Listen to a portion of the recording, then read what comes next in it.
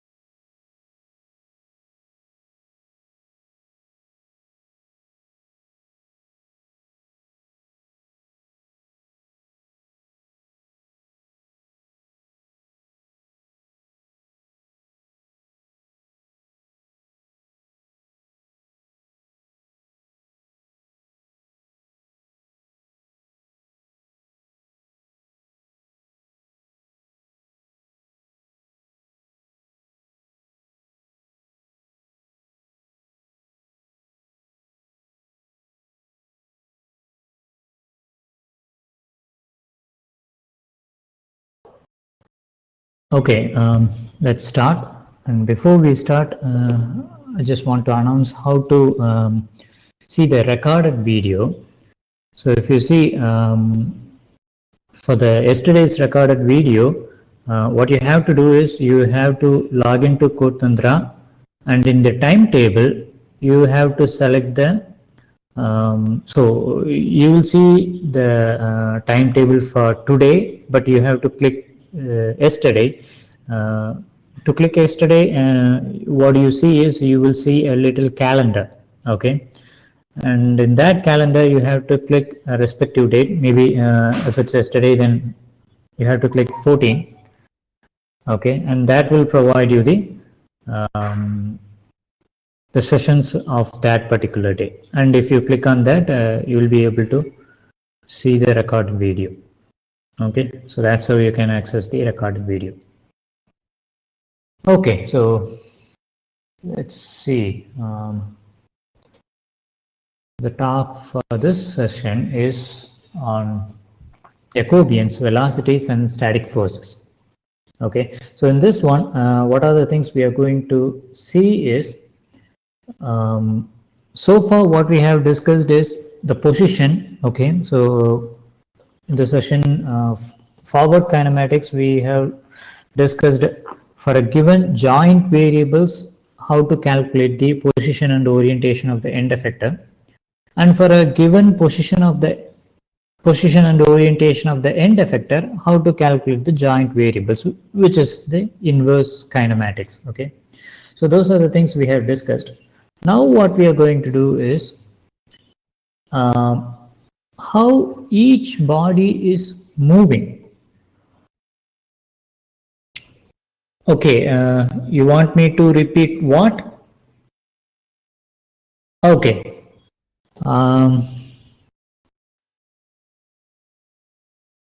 Okay, I'll try. Okay, so what you have to do is you have to click on the, near to that there will be a calendar, and if you click on that calendar, particular date on that calendar, you will see all the sessions.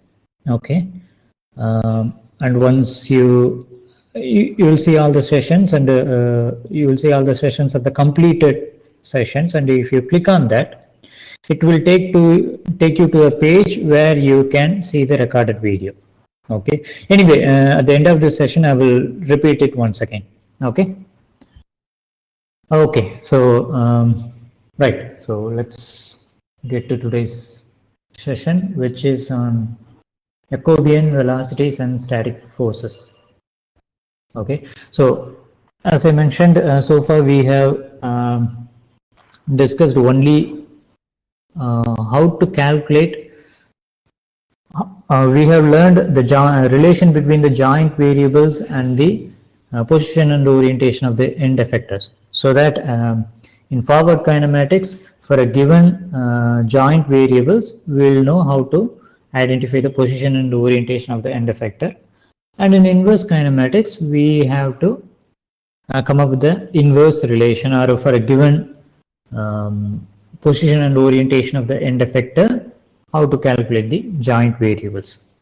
Okay, now what we are going to do is if a point, okay, say a point or a body is moving, okay, and if it's moving with respect to some frame of reference, okay, and now say I observe that movement from some other frame of reference. Okay, so let's say I am observing it from frame A, but with respect to another frame, say frame B, there is a point P is moving in a particular velocity. Okay, then I know the relation of velocity of that particular point from frame B, then how can I get to know what is the velocity with respect to frame A? So that's what we are going to see, and this is one of the important thing in order to develop our dynamic equation. Okay, so that is one thing we will do. So and then we will discuss about Jacobian. Okay, so probably you might have learned the Jacobian matrix when you do a coordinate change. Okay, and we will discuss that thing which are related to the robotics. Okay, and then we will see how a static force analysis, okay, how we are going to use the Jacobian matrix in static force analysis. What does it mean? Say for example, the manipulator or the end effector is going to apply a force on an object, okay, apply a force on an object, and as a result, okay, and you will be able to apply that particular force on an object only by applying certain torque or force at the joint, right?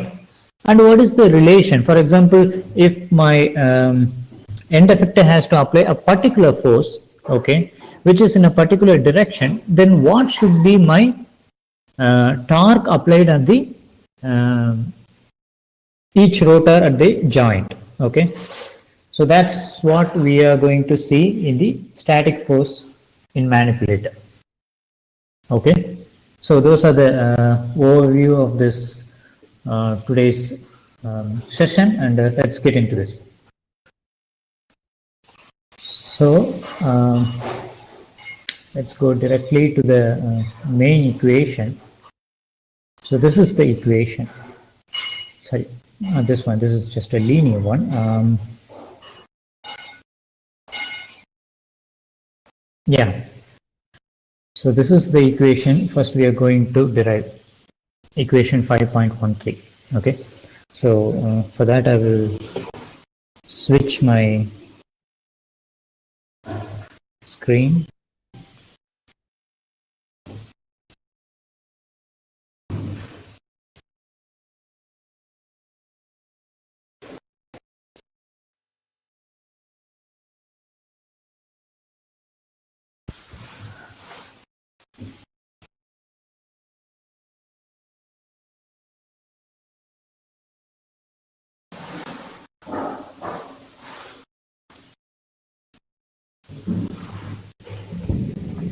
Okay, so from the previous session, we have come to know that, say there is a point Q, okay, and I know how to represent that point with respect to a frame B, okay, but what I need to know is, I need to know how to represent that same point with respect to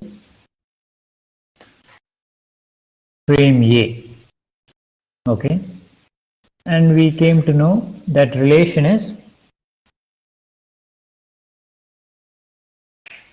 PB org, and that has to be represented with respect to frame A plus I have to take care for the orientation, which is by R AB. Okay, so this is the equation which we have discussed in the last session, that if I know QB, then how to calculate QA. Okay, now let's say say that particular point Q is moving. Okay, that particular point is moving, so that Q, so it's moving with respect to frame B, so which means the QB is a function of time. Okay, it's moving, so it's a function of time. Now let's say the frame B is also moving with respect to frame A. Okay, if frame B is moving with respect to frame A, what I can say is this PB arc, okay, with respect to frame A is also a function of time. Okay, so this is also a function of time. And can I have this RA be a function of time?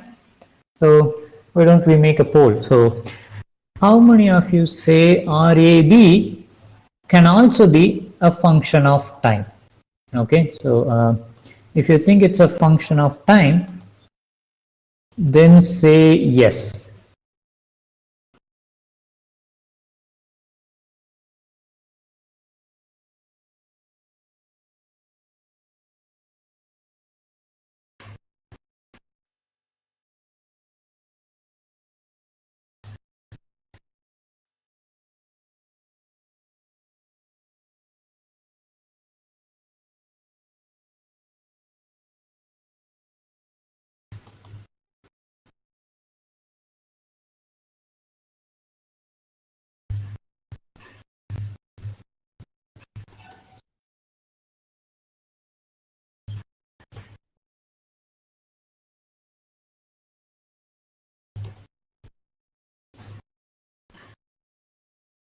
Okay,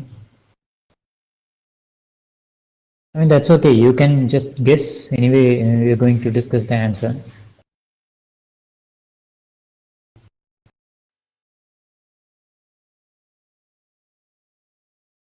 Okay, okay, I'll publish the result. So many people said yes, so that's true. RAB can also be a function of time because RAB represents the difference in the orientation of frame A and frame B. Okay, let's say if frame B is rotating, okay, which means it's changing its orientation. In that case, RAB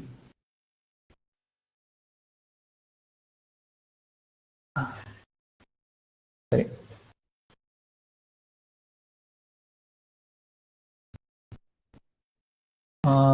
RAB is also a function of time.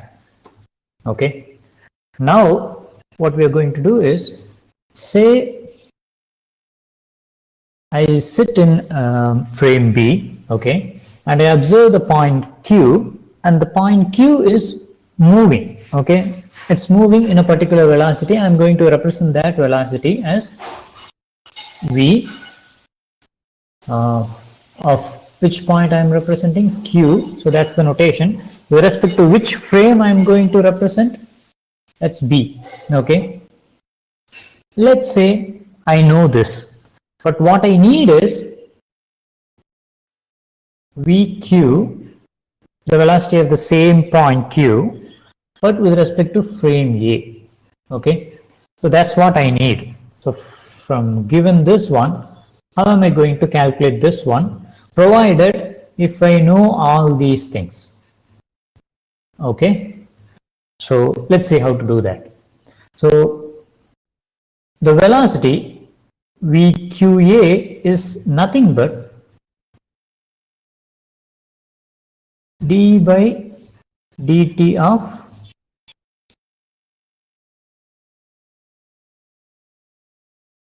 QA, okay, which is a function of time. Of course, it will be a function of time because everything over here is a function of time, right? And this one is the time derivative of this term, okay, fine. Now, if I take a time derivative, then what will I get? VQ of A, right? So if I take a time derivative of this one, I will get this, which is equal to, let me take a time derivative of this term. So that's, so that I will get velocity of B of, and that once again with respect to frame A, okay, plus, for this I will have two terms because both the terms are as a function of time. Okay, so the first term is RAB, sorry, this is C, RAB into time derivative of this one, which is nothing but this, right? So let me put that one into B, V and Q, okay, plus RAB dot into the remaining term, which is QB. Okay, now, okay, we understand what is this term. So for example, if B is moving with respect to A, okay, and if it's moving but not changing its orientation, then I will have this term as well as this term. But if I'm changing the orientation, then I also have to include this term. Okay, now let's see what is R dot. Okay, so how can I calculate R dot of AB? So what is the physical significance? Let's see. So for that, let's go back to the book again.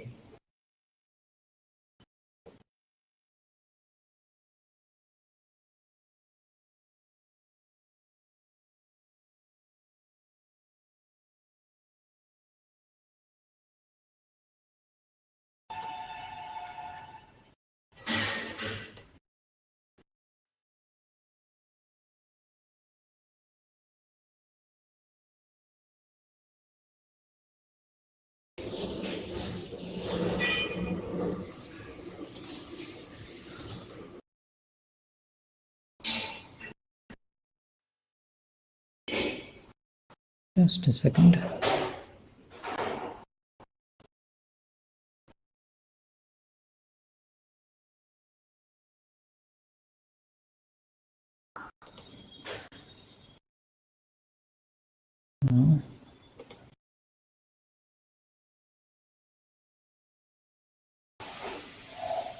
Yeah.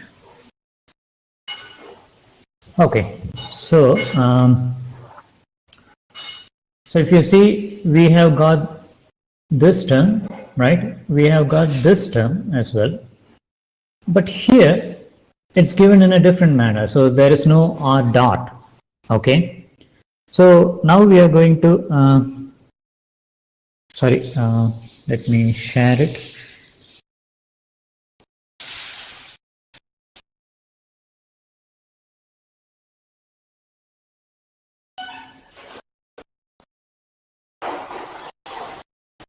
Okay, is it visible now? Yeah, okay. So if you see QVA, right? So we have got the first term as well as the second term, but if you see the third term, instead of this whole thing, we had R dot, right? We had R dot into QB. Okay, so how we have obtained this one, how to obtain this one, and what is the meaning of these things? Okay, so that's what we are going to see now. Okay, now as we have discussed earlier, okay, the inverse of R is R transpose, because R is a rotation matrix. The inverse is R transpose, and such a matrix we can call an orthonormal matrix. Okay, so it's given orthonormal matrix. Okay, so it has a property like this. Now what are we going to do is say R transpose is equal to identity, because these two things are inverse to each other. Now let me take a dot product. Okay, if I take a dot product, what I will get, R dot into R transpose, okay, plus R into R transpose dot. Okay, that's the second term. Now which is equal to 0. Why 0? It's because it's a Identity matrix is a constant matrix, and if I take a time derivative, it's not going to change. So therefore, it's a zero matrix. Okay. So now, can someone say I'm taking a matrix. Okay, let's call some matrix A. Okay, and if I add that matrix with the transpose of the matrix A itself, which means, let me type it in the chat box. So if I add A with A transpose, okay, which is providing me a 0, okay, then what kind of matrix is that? Can someone say what kind of matrix is A?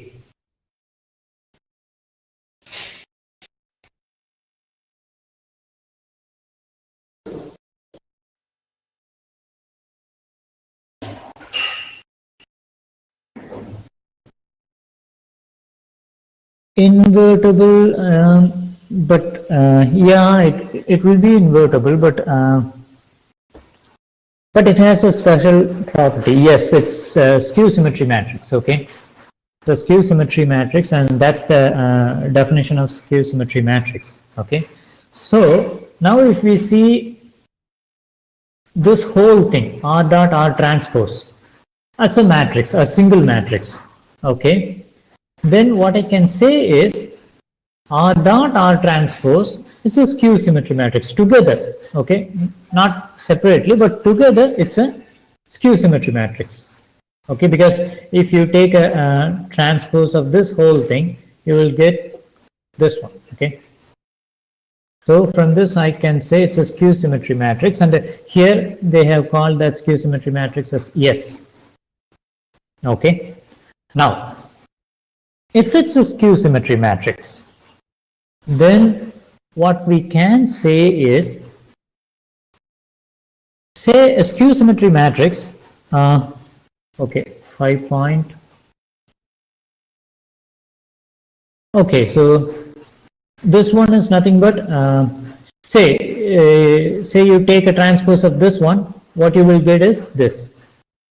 So yeah, what you will get, R dot transpose, R transpose transpose, that will cancel, but also you have to replace these two places, right? So that will provide you this one.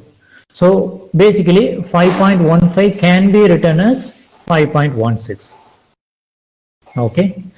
So from this we can observe that this, if I assume S is equal to R dot R transpose, then that S matrix is a skew symmetry matrix. Okay. So now if there is a skew symmetry matrix, okay, then what I can say is, if that skew symmetry matrix acts on a vector, let's say P, okay, then I can identify a vector called omega, okay, such that whatever the result of this matrix, matrix operation, can be obtained using a vector cross product. Okay, so which means for every S there exists an omega such that SP is equal to omega cross P. Okay, so is that part clear? So what is the question? How S is, I'm not sure, these are very important. Sorry, I couldn't understand the question. 5.15. We'll get to that, equation 5.15, but what I'm asking you to do is, I want you to have this understanding. Okay, so if there exists a skew symmetry matrix, okay, then there exists an omega. Okay, so in that case, S is a matrix which has 9 components, but omega is a matrix which is having only 3 components, right? But as a matter of fact, because of this property, because of this skew symmetry property, we can say that the diagonal matrix, the diagonal components of the matrix should be 0. right? And this thing and this thing should have the same magnitude but opposite in sign. Okay, so finally what we will have is the same, what we will have is only three components, and the relation between S and omega are nothing but this and this. So whatever the component of S over here, the negative of that component over here is the first component of this omega, and the component at this place is the second component, and the negative, I think there is a mistake. This should be Z and this is X. Okay, so please make a note of that. So the negative of this component is the first component, and whatever in this component is the second component, and the negative of this component is the third component. Okay, so that's how for a given S matrix you can calculate omega, or for a given omega you can calculate S matrix.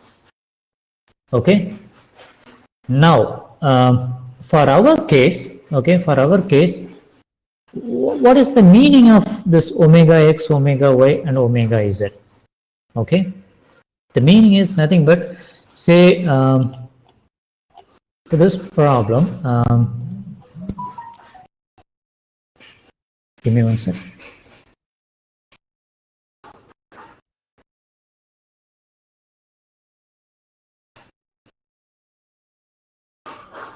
Okay, so where were we? Yeah, so this omega x, omega y, omega z is an angular velocity. So this is a velocity with respect to frame A, and this is the, with respect to the axis x, and this is the angular velocity with respect to axis y, and this is the angular velocity with respect to axis z. So in total this is an angular velocity vector. Okay, so that is the physical meaning of this omega. Now what we are going to do is, let me go back to the what I have written. Let me share that page once again.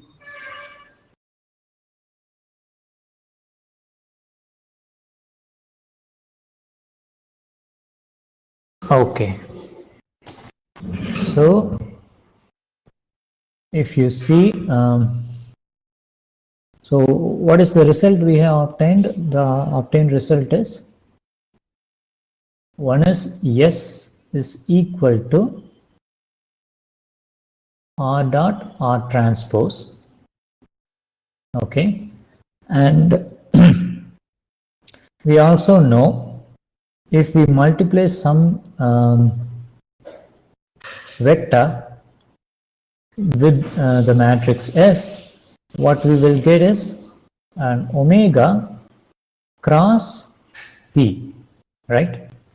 So now what I have to do is, using this equation, I'm going to obtain what is R dot. Okay, so from this equation, okay, what is R dot?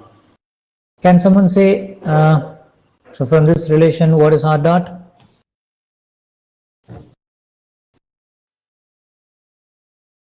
So as a matter of fact, I have to multiply this with something so that I will obtain R dot, which is equal to something else. So can anyone say?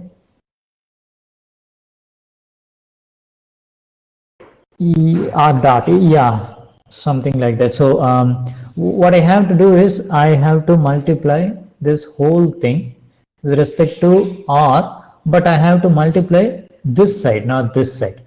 Okay, so if I do that, what I will get, I'll get SR, which is equal to R dot R transpose R Okay, so now if you see this R transpose R is identity matrix, so as a result R dot is equal to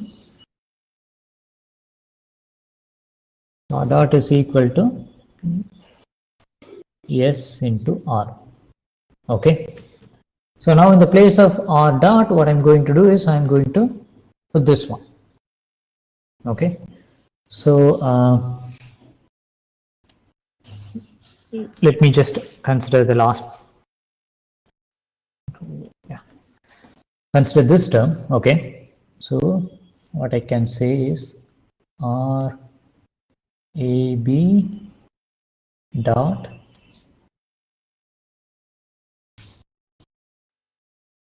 Q B, which is equal to some matrix, Q symmetry matrix S, okay, into R, that R is RAB, okay, sorry, A and B, okay, into QB, okay. Now, say if I do this operation, just this operation, what do I get? Do I get a scalar or a vector or a matrix? So can anyone say whether it's a scalar, vector, or matrix? Okay, why don't we make a poll?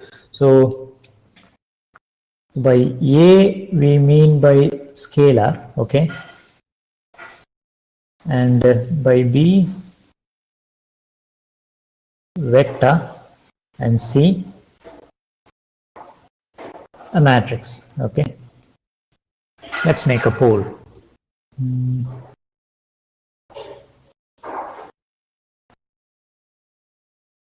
A, B, C, yeah.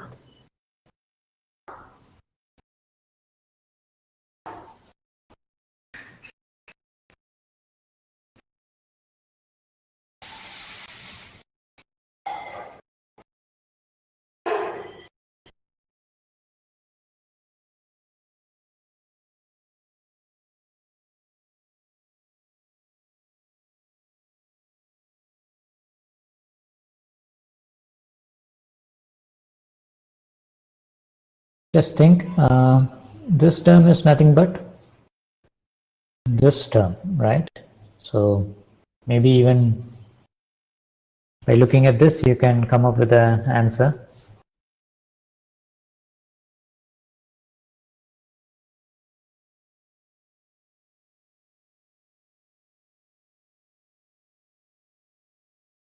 Okay.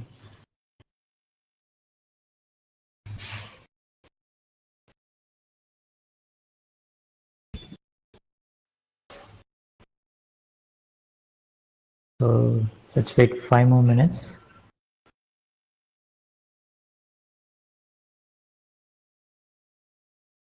Sorry, 5 more seconds. Okay. Okay, so let's publish the result. And actually, the answer is vector. Okay, so this actually gives a vector. Okay, and now we know S into some vector can be written as using this relation. I can write it as omega cross RAB QB. Okay, so that's our last term. Okay, so we'll go back to the book.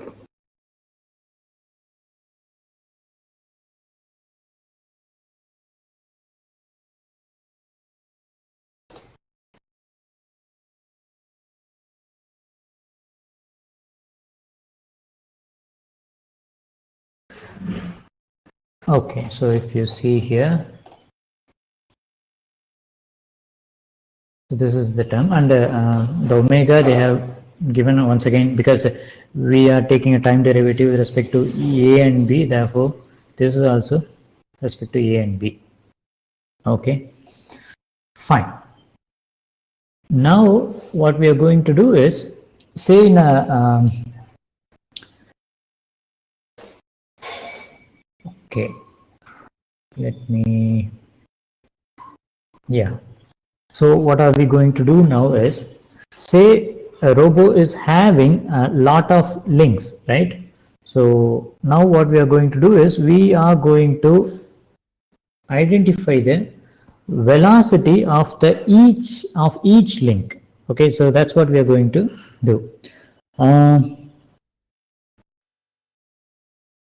vectors are? R is 3 cross 3 and Q is 3 cross 1. Yes, and for that reason it's a vector 3 cross 1. Okay, so I think the 3 and 3 will get cancelled, and we'll get 3 cross 1. Maybe just check. Okay. Okay. Fine. So that's what we are going to see. So what is the velocity of each link? Okay. So that's what we are going to see now. And sorry. So if you see this picture, let's say I know a velocity of a particular point. Okay. So this point. Okay. Now I want to know the velocity of this point. Okay. So like that, what we will do is, the base frame is not going to have any velocity. Then what I will do, then the link 1, what is the velocity of the link 1? Then I will calculate what is the velocity of link 2. Like that, I will calculate the velocity of the end effector. Okay. So I'll just assume that this is the link I, and I think this is the link I, isn't it? Yes, so this is link I and this is link I plus 1. Provided I know the velocity of link I, then how am I going to calculate the velocity of link I plus 1? Okay, here by velocity I meant not just a linear velocity but also angular velocity. Okay, okay, so let's see what is the relation. So first we will see how to identify the angular velocity. Okay, say I know what is the angular velocity of the ith link. Okay, I know, say I know the angular velocity of the ith link, which means I know the velocity of this link with respect to this axis, the z axis. Okay, sorry, not with respect, yeah, with respect to this coordinate system, the coordinate system of the, or this frame. Okay, so that's what we mean by omega I. This I represents which link I am talking about. This I represents with respect to which frame I am talking about. Okay, now what I want to know is, I want to know the omega of this link. Okay, this link. Okay, and how to calculate with respect to this frame, which is equal to omega of this plus this distance or this vector into omega of, or the rotation of this link with respect to this link. Okay, so that's what we have written here. So omega of I plus 1, the I plus 1th link with respect to ith frame, okay, which is equal to the omega of ith link with respect to ith frame plus this theta dot I plus 1 into I plus 1 z I plus 1. So that's this vector. Okay, so this vector will provide you omega, right? This vector will provide you the rotation vector which is along this axis. Okay, and this is a rotation matrix because the orientation of this vector and the orientation of this frame and orientation of this frame are different. Okay.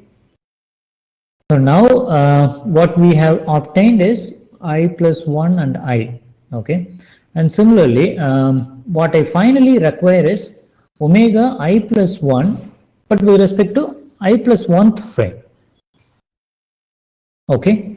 So what am I going to do is, so I have to replace this I with I plus 1. So all I'm going to do is just multiply it with R matrix. Okay. And if I multiply it with Ri plus 1 into I, okay, what I will get here, so I have to multiply this whole thing with I plus Ri plus 1 I. Okay. And if I do that, I will get the first term for this one. Okay.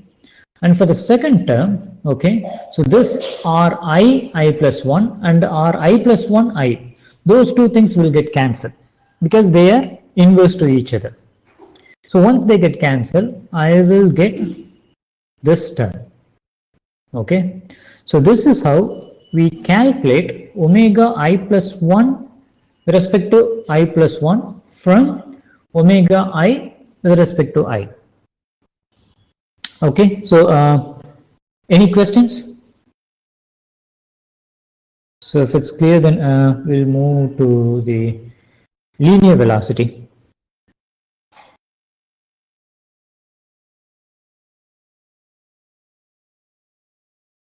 Okay, so let's move to linear velocity, how to calculate the linear velocity.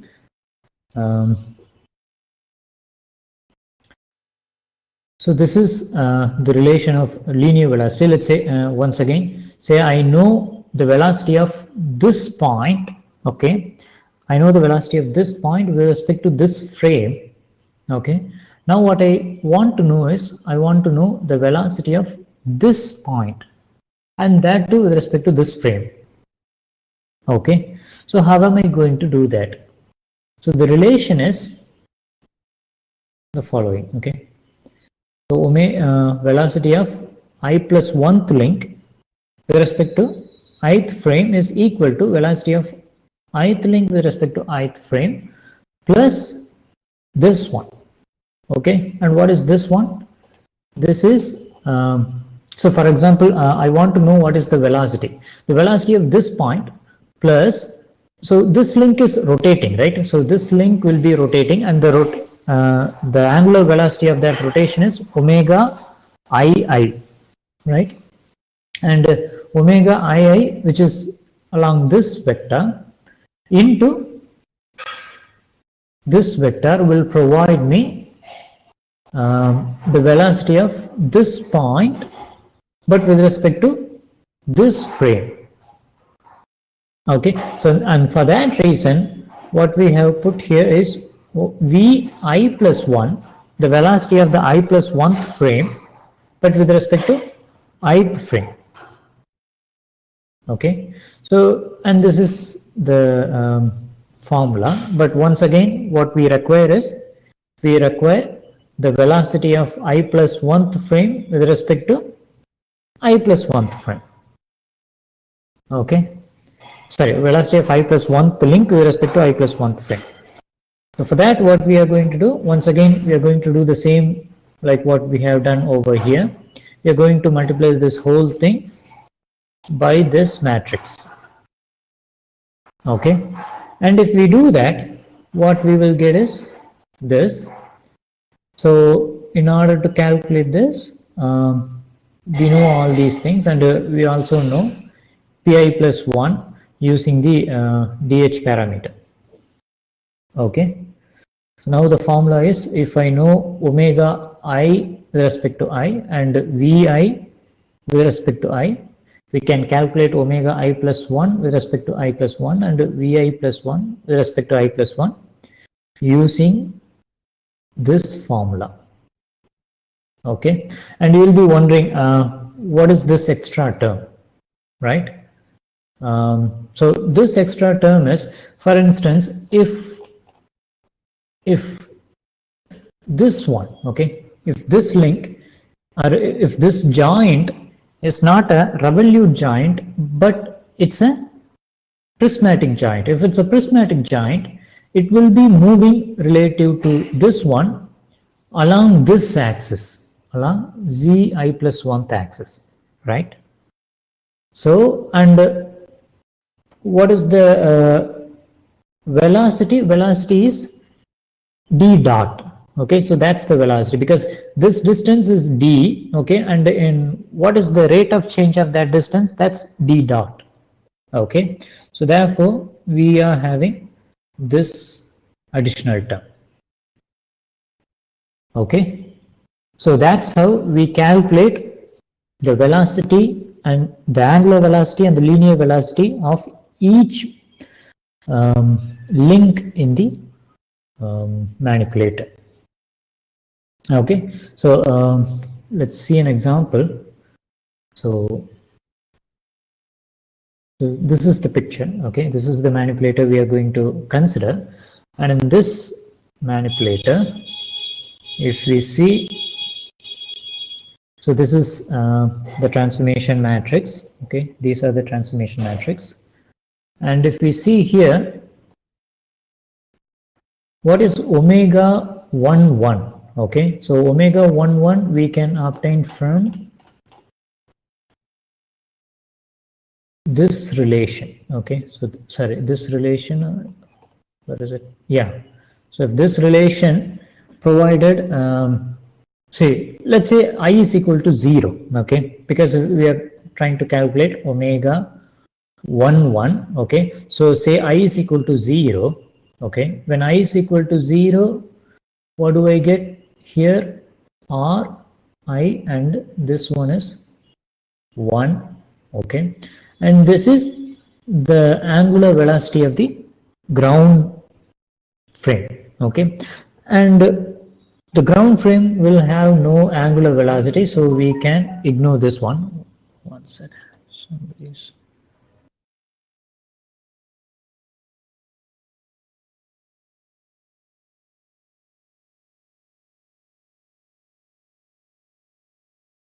Okay, so we know the angular velocity of the ground frame is 0, so this will get cancelled, and then that's a planar problem. So the z-axis is the axis which is perpendicular to that frame or to that plane, right? So this is just 1, and this is just angular velocity, which is the velocity of this link. So this is theta 1. Okay, so with respect to x horizontal axis, what is the change? So that's theta 1. So that will provide me only the last term. Okay, and this z is 0 0 1, and this is just a scalar value, and finally what I will get is this as omega 1 1. Okay, and similarly I can calculate what is v11, which is the velocity of this point. Okay, and it's obvious that the velocity is 0, but what I will ask you to do is you could use this relation. Okay, you could use this relation and you could calculate what is the velocity of 1 1. Okay, and as I mentioned, the velocity of the ground frame is 0, so this will be 0, and if you see the origin of the frame 0 and frame 1 are same, which means this p vector. Okay, so let's recall this p vector is this vector, right? So the vector between the initial frame and the next frame. Okay, so those two things will be 0 because they are coinciding. Okay, so therefore this whole term will be 0, and if you see the join between the 0th frame and the first frame is a rotational frame. Okay, and for that reason there won't be any change in D. Okay, since there won't be any change in D, there will be a change in D only if it's a prismatic joint. Okay, otherwise there won't be any change in D, therefore this will be 0, so this whole thing will be 0. Therefore we are having this as 0 0 0, a null vector. Okay, similarly you could calculate the velocity of the first angular and linear velocity of the link 2, link 3, etc. Okay, so there was a question, what about z cap? Sorry, z cap equal to 1 underscore. Okay, fine. So you have got it. Is anyone else having any questions?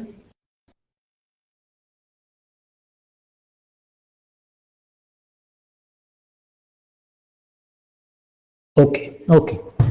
So now I hope you have got the idea how to calculate the linear and angular velocity of each link of a serial manipulator. Okay, so since we calculate it from the ground to the end effector, we are calling that as a velocity propagation. Okay, because it's propagating from the first link to the next link and then next link to the next link, like that. Okay. Okay, now we'll move on to Jacobian. Okay, so 1 second. Give me a sec.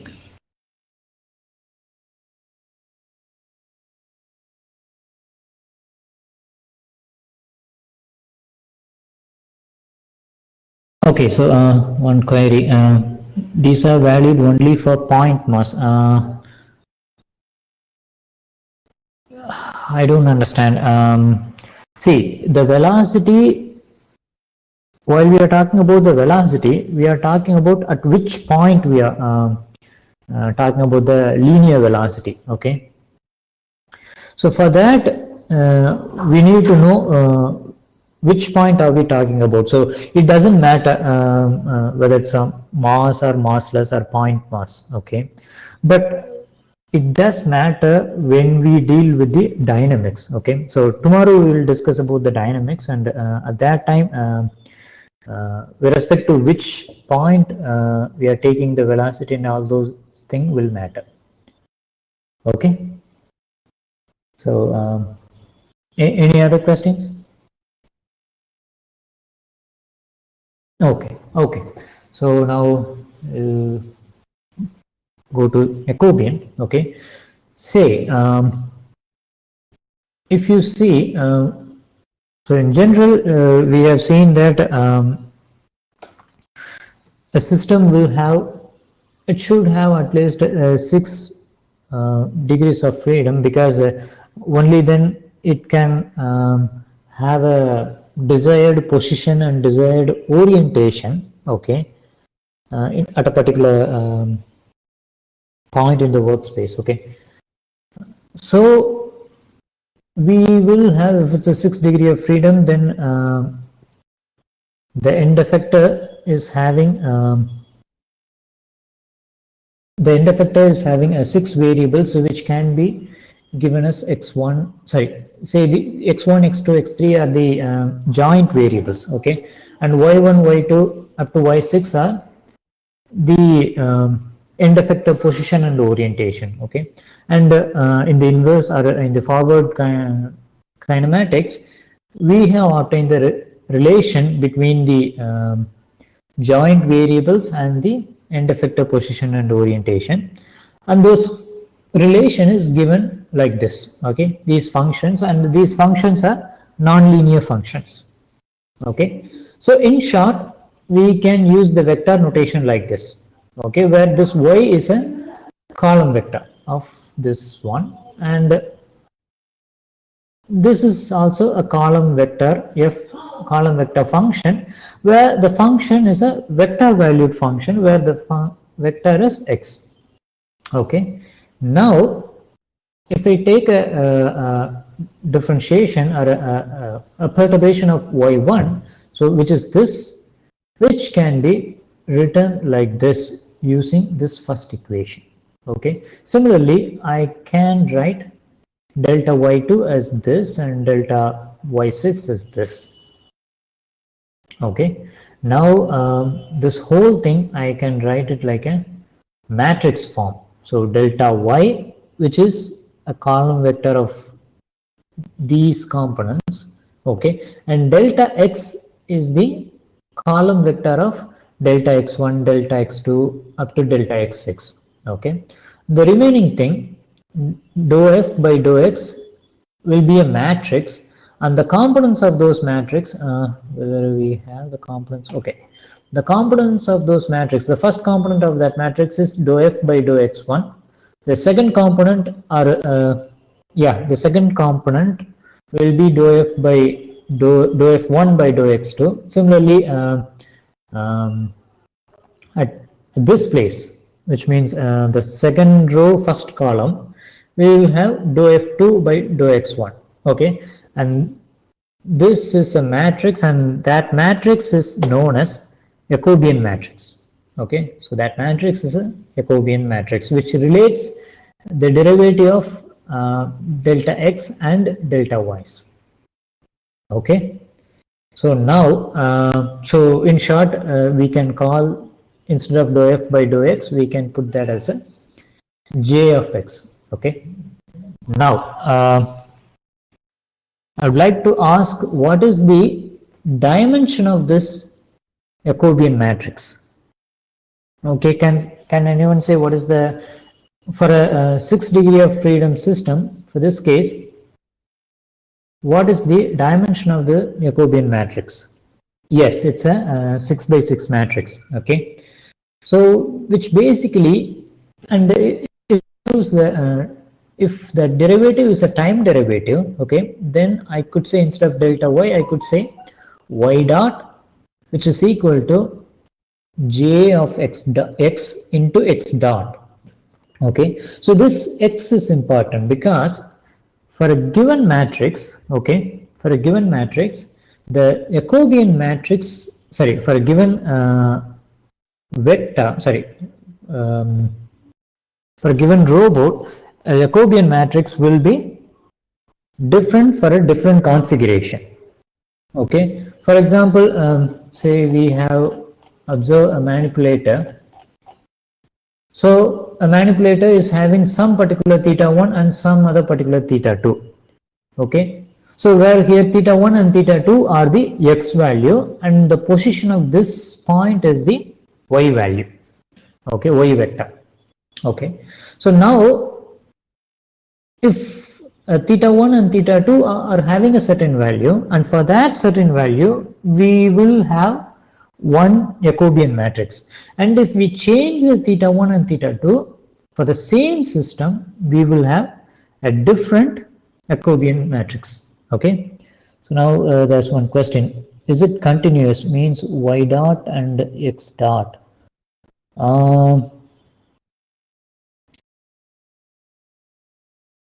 Okay,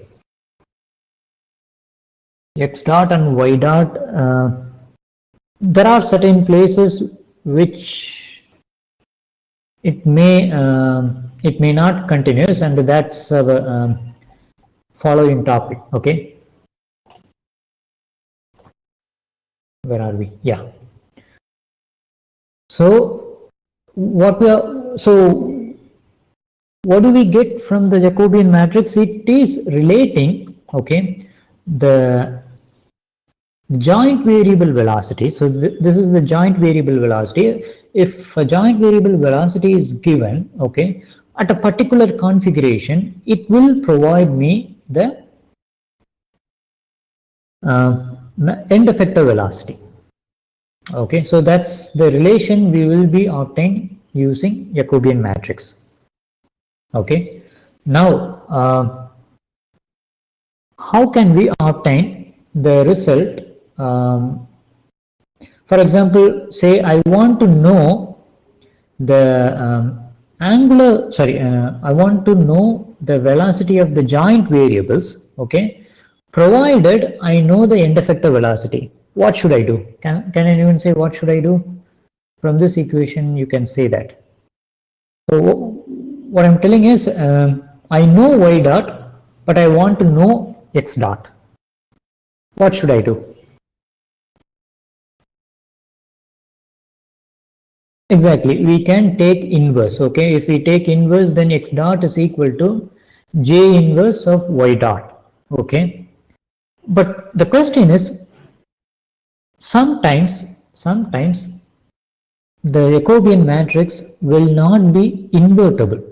Okay, so for example, if the determinant of the Jacobian matrix is 0, okay, then for such cases it will not be invertible, and such positions, okay, such configurations we call as a singular configuration. Okay, so at singular configuration, it's like one of the degree of freedom has got lost at that instant. Okay, so that's what the singular configuration means. Okay, so if the determinant of the Jacobian is 0 at a particular configuration, then it's a singular configuration. So one of the singular configuration, for example, if you see, this is the Jacobian matrix. Okay, this is the Jacobian matrix for a planar mechanism which we have seen. Okay, so now yeah, so I could explain using one example. So this is the determinant. Okay, so determinant of the Jacobian matrix, which is L1 L2 into S2. Okay, so that's a determinant, and when this determinant will be 0, this L1 and L2 are the linked length, but S2 is the sine of theta 2, and when theta 2 is 0 or 180, then this whole term will go to 0. Okay, which that is the configuration, that is the singular configuration. So what does that mean? So it means, let's go to that picture. Yeah, so it means irrespective of theta 1, if theta 2 goes to 0, which means uh, this link is along this direction. Okay, so if theta 2 goes to 0 and if theta 2 goes to 1 degree, which means along this direction. Okay, it's rotated along this direction. For that case, okay, for example, if this is the case, what will happen is you could move the end effector only in this direction. Doesn't matter whatever the theta 1 dot and theta 2 dot, you could change the you could move the end effector only in the direction along this way. Okay, but you cannot move anywhere along any other direction. So for that instant, since you are not able to move along any other direction independently, such a thing is called a singular point. And there was a question, yes, theta 2 will not be influenced, it doesn't matter. So for all theta 2, for all theta 1, if theta 2 is 0 or 180, then that point is a singular. Okay. Okay. So before we go to the static force analysis, I would like to, okay, if theta 1 is 0, can we consider singular? No. The reason, I'll go back to that picture and I will explain why that is the case.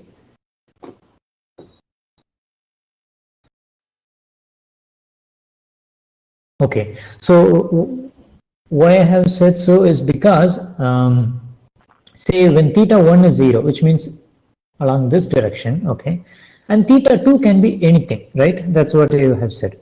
But for that configuration, for example, let's say this is my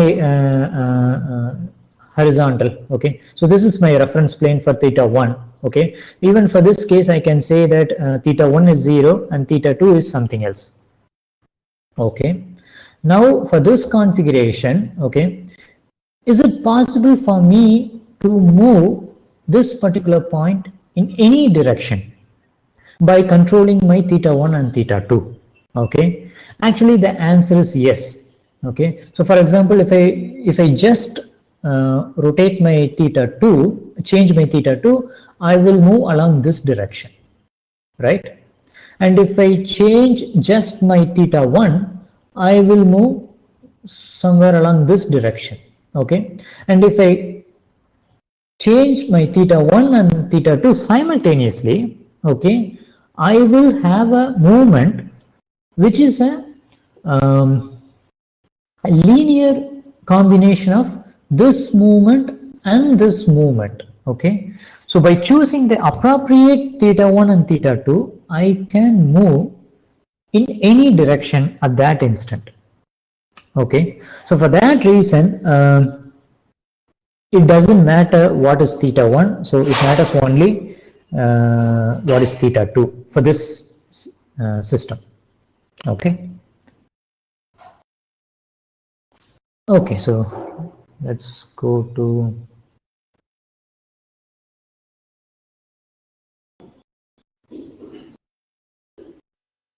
static force analysis. Okay, so for static force analysis, okay, I will directly go to one part.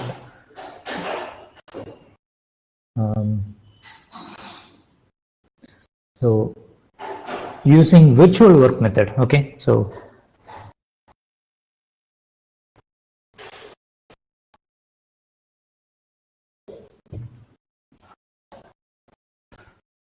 let me go back to this.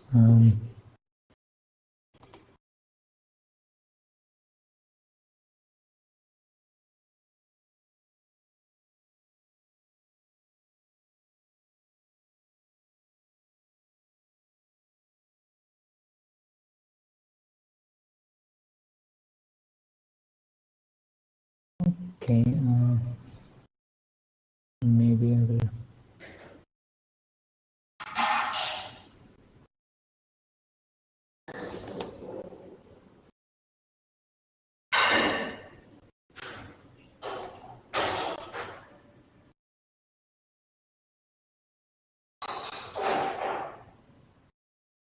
That's okay.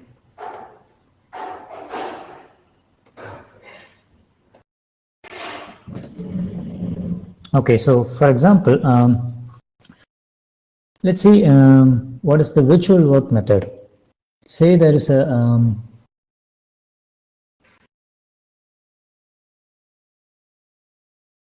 body which is hinged at this point. Okay, now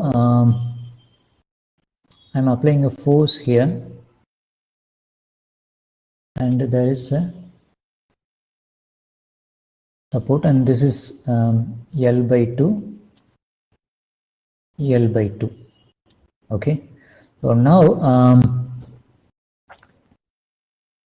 say this, if this is F and this is R, okay, what is the relation between F and R? Okay, so F is equal to, can someone say what is it in terms of R?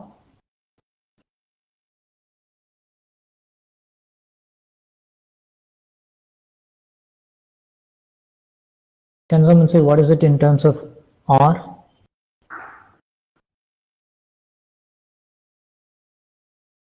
Exactly.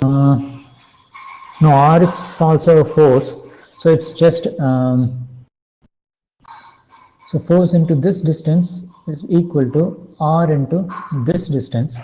So for that reason, I have to double the R, so it will be 2 times R. Okay. Now, okay, what I'm going to do is say the same problem, but instead of considering the force, I'm going to remove all the force and say I'm going to perturb this position. Okay, say I'm going to perturb this position, so it's going to go in this new configuration. Okay, so now what is the distance Okay, let's call this distance as x, okay, and this distance is y, okay. Now, what is the relation between x and y?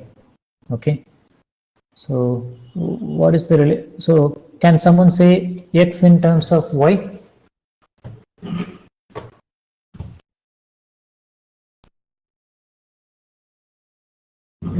So yes, y is equal to 2x and therefore x is equal to y by 2. Okay, so from the virtual work method, okay, if we don't change the configuration much, okay, and if we consider this displacement as a virtual displacement, okay, then what I can say is, so let's say these are some virtual displacements, so that I will denote that by delta. Okay, so for equilibrium condition, f into delta x is equal to r into delta y. Okay, so f, which is this force, into the displacement of that point, which is our sorry, one sec.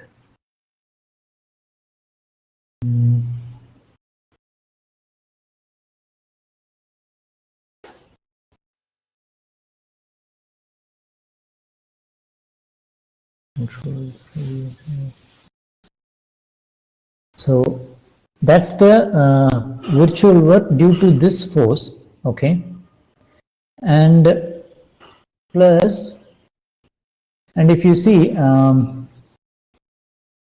here the virtual work is force is acting in this direction, but the displacement is in this direction, and therefore it's negative work, okay, plus r into delta y, okay. So that's all the active forces acting on it, which is equal to 0, okay. And using this relation, what we can do is we can come up with this relation, okay. So if you see, so from this, what I can say is minus f, in the place of delta x, I'm going to use this relation, okay, into delta y by 2 plus r delta y, which is equal to 0, and that will provide me f is equal to 2r, okay. So this is another way of solving an equilibrium equation, but not by using a free body diagram, but by using a virtual work method, okay. Now we are going to use this idea, okay. We have very less time, and I'll just explain that concept, and we'll wind up.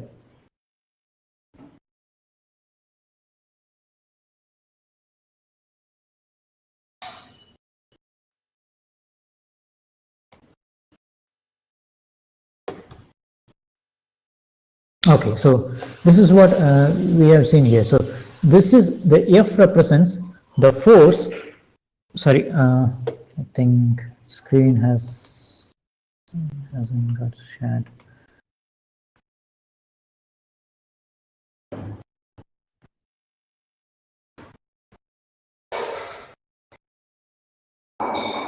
Okay, I think now the screen is visible. So that's the virtual work method, and if you see here, this F represents the force acting on the end effector, okay, and this X represents the displacement at the end effector, okay, which is equal to, this represents the torque at each joint, and this represents the velocity of each joint, okay, each joint variable, rate of change of joint variable.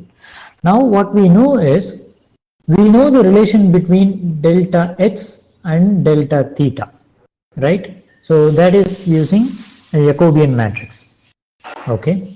And if I use that, okay, if I use that, so this is the relation, right?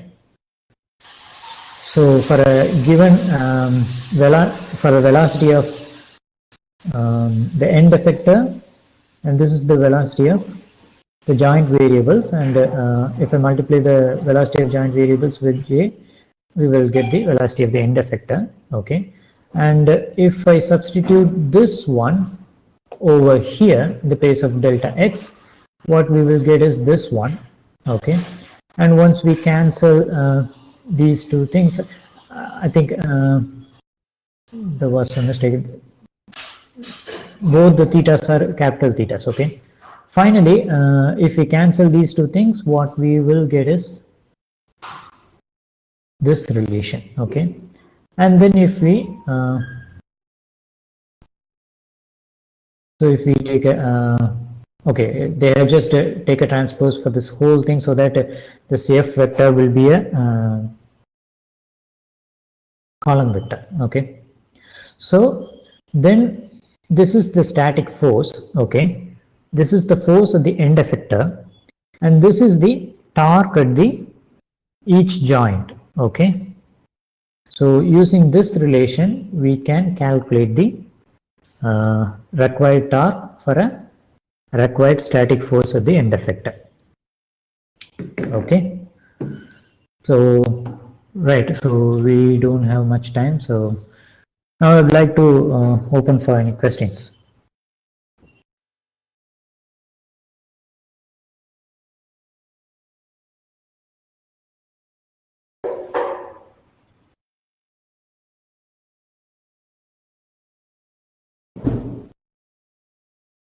Okay, so in the virtual work method, reactions also need to be considered here. It's not necessary. In virtual work method, generally we will not consider the reaction. So that's one of the advantage of this virtual work method. Okay, so okay. So any other questions?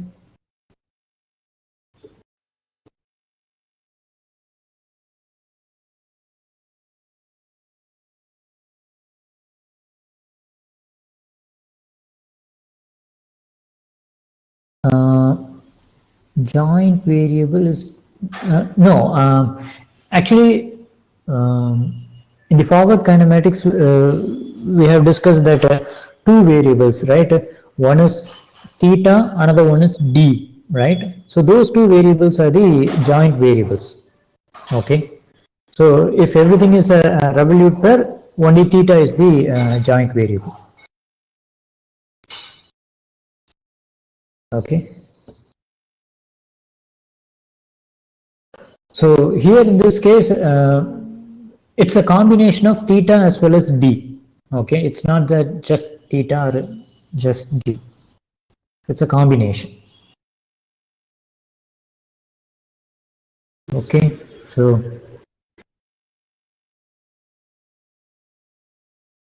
any other questions? Thank you.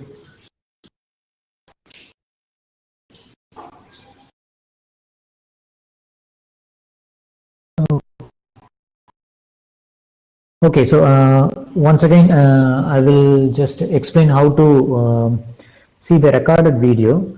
If you go to the timetable in your in your left hand side, you will see a calendar. Okay, go to that respective date of that calendar, and if you click on the completed session, you will be able to see the recorded video. Okay. Yes, Mrs. Sakshi, any questions?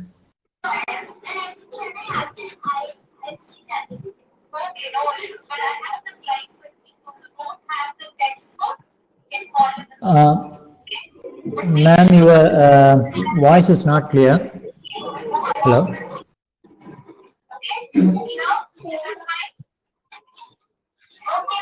Sorry.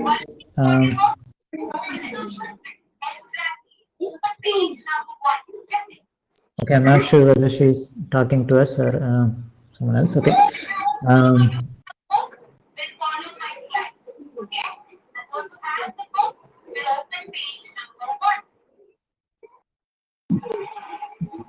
Ma'am, hello.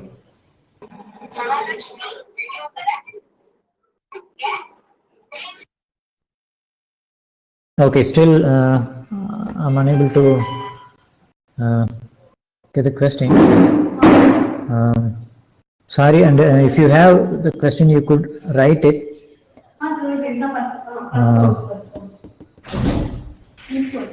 Okay.